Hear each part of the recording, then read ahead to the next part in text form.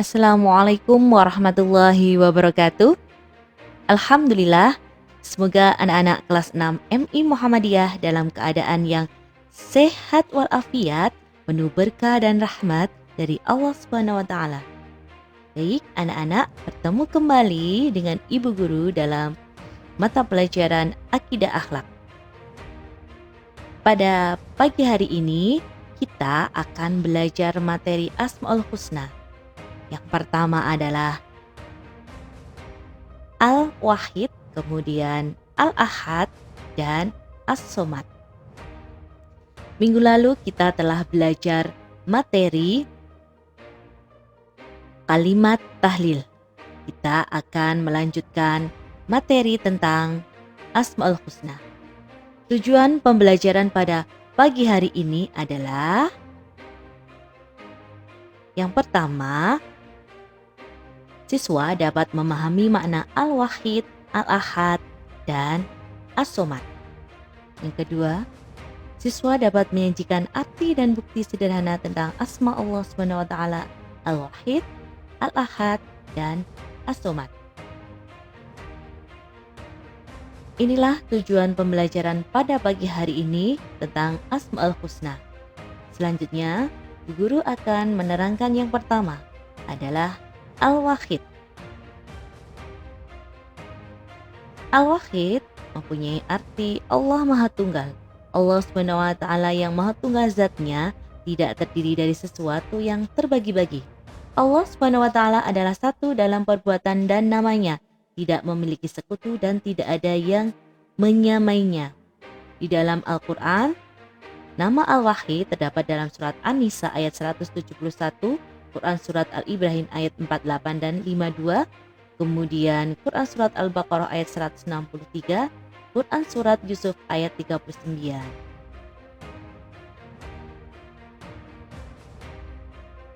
Yang kedua, Asmaul Husna yang kedua adalah Al-Ahad. Nama Allah Subhanahu wa taala yang indah berarti Allah Maha Esa, maksudnya bahwa tidak ada Tuhan dan sesembahan yang pantas disembah selain Allah Subhanahu wa taala. Ini merupakan inti dari ajaran Islam yang mengajak kepada tauhid. Kemudian Al-Ahad, di dalam Al-Qur'an, nama Allah Al-Ahad hanya bisa kita jumpai pada Quran surat Al-Ikhlas yang berbunyi A'udzubillahi minasyaitonirrajim, Bismillahirrahmanirrahim, Qul huwallahu ahad. Katakanlah Muhammad, dialah Allah yang Maha Esa. Surat Al-Ikhlas ayat pertama. Dialah Allah yang Maha Esa, yakni keesaan itu hanya terbatas pada Allah Subhanahu wa taala. Dialah yang Maha Esa, yang tersendiri dengan kesempurnaan. Karena keesaan Allah Subhanahu wa taala inilah yang membuat para nabi dan penyeru kebenaran dimusuhi oleh semua penyembah berhala dan penganut kemusyrikan. Mereka mengakui bahwa Allah Subhanahu wa taala sebagai Tuhan, tapi bukan satu-satunya. Masih ada Tuhan lain yang ditaati aturannya, diberikan sesajian, disembah dengan segenap pengabdian, sehingga keesaan Allah Subhanahu wa taala dicemari dengan kemusyrikan dan kemunafikan. Sebagai seorang muslim, kita wajib mengakui dengan yakin dan tanpa keraguan dengan keimanan yang kokoh, pengucapan melalui lisan dan pengamalan dalam kehidupan sehari-hari bahwa Allah Subhanahu wa taala itu Ahad atau Esa. Hal ini dibuktikan oleh para nabi dan para rasul pada masa dahulu, sebagaimana ketika Nabi Muhammad ditawari oleh orang kafir Quraisy untuk sama-sama menyembah Allah Subhanahu wa taala satu minggu dan minggu berikutnya sama-sama pula menyembah berhala. Hal ini ditolak oleh Nabi karena sama saja dengan menganggap adanya Tuhan lain selain Allah Subhanahu wa taala. Selanjutnya adalah As-Somad. As-Somad memiliki arti yang maha sempurna, bergantung kepada Allah Subhanahu wa taala segala sesuatu. Penguasa yang maha sempurna, dan bergantung segala sesuatu kepadanya. Allah Subhanahu wa Ta'ala tempat meminta pertolongan di setiap kesulitan.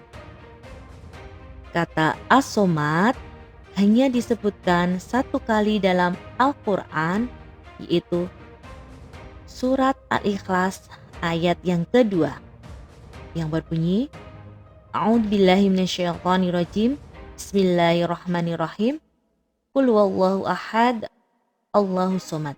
Katakanlah dialah Allah yang Maha Esa, Allah tempat meminta segala sesuatu. Kata As-Somad di ayat surat Al-Ikhlas memiliki arti bahwa Allah adalah Tuhan yang bergantung kepadanya. Segala sesuatu yakni yang dituju dalam seluruh kebutuhan. Kepadanya kita meminta apa yang kita perlukan dan kepadanya kita bergantung apa yang kita inginkan.